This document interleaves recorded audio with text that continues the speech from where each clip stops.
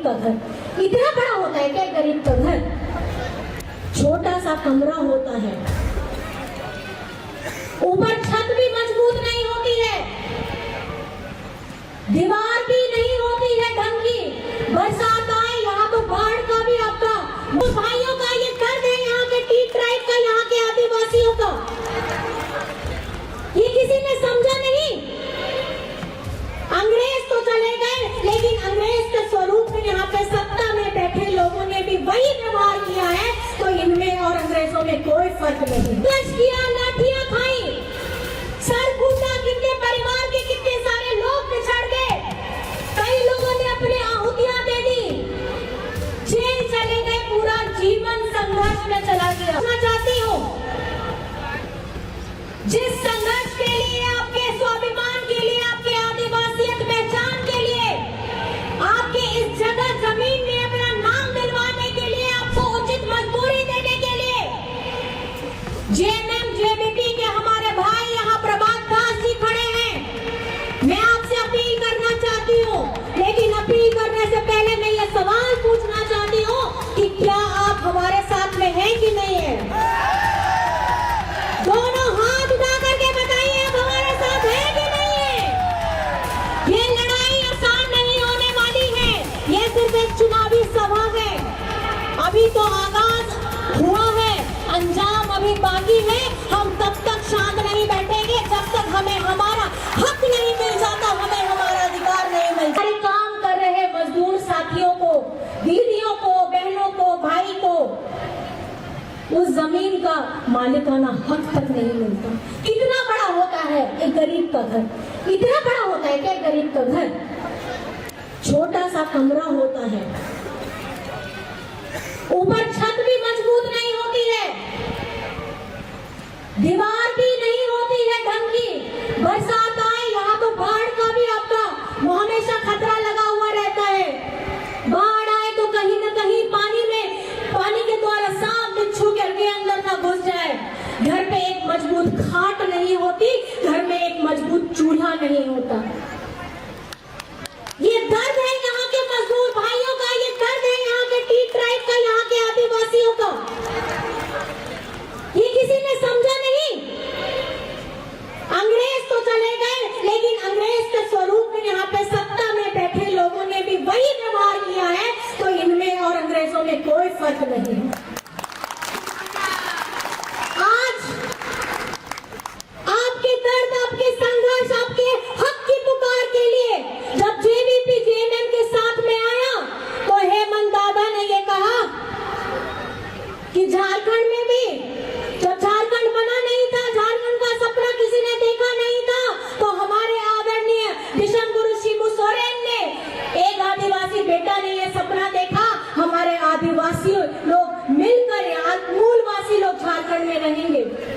संघर्ष किया, लाठियां खाई, सर फूटा, कितने परिवार के कितने सारे लोग पिछड़ गए, कई लोगों ने अपनी आहुतियां दे दी, जेल चले गए, पूरा जीवन संघर्ष में चला गया। हमेशा याद रखिएगा, पहली पीढ़ी जो होती है वो हमेशा ऐसा संघर्ष करती है कि जिन्हें लाठियां खाना पड़ता है, जिनको अपने जान का परवाह नहीं करना होता है, अपनी मिट्टी के लिए, अपने जंगल के लिए, अपने जमीन के लिए, अपने पानी के लिए, उन्हें वो लड़ाई करके अपनी आहुति देनी पड़ती है। तो दूसरा जो पीढ़ी होता है वो संघर्ष करके उसको और आगे बढ़ाता है, ताकि उसके सामने जो जिम्मेदारियां थी, उसके बड़े लोग वो जिम्मेदारी को आह्वान करना होता है। वैसे लोग का जीवन भी इसी तरीके से अपने परिवारों से दूर हो जाता है, वो लड़ते हैं और संघर्ष करते हैं। जो तीसरी पीढ़ी आती है उसे एक थोड़ा सा मौका मिलता है कि वो पहचान, वो लड़ाई जो 2-3 पीढ़ियों से लड़ी आ रही है, अब उस लड़ाई को आपको और आगे बढ़ा करके वो जिम्मेदारी को अपने मजबूत कंधों पे लेकर के आपको आगे बढ़ना है। तो मैं आपसे ये सवाल पूछना चाहती हूँ,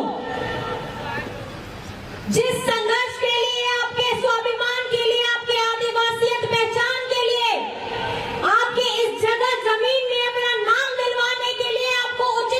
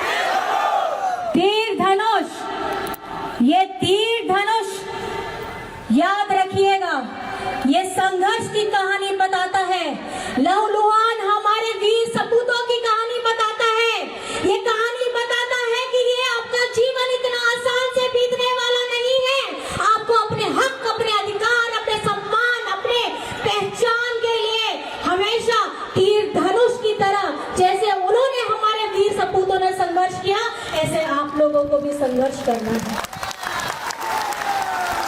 तो इस बार हम लोग सब मिलकर के बोलेंगे, अब की बार अधिकार की सरकार। क्या बोलेंगे?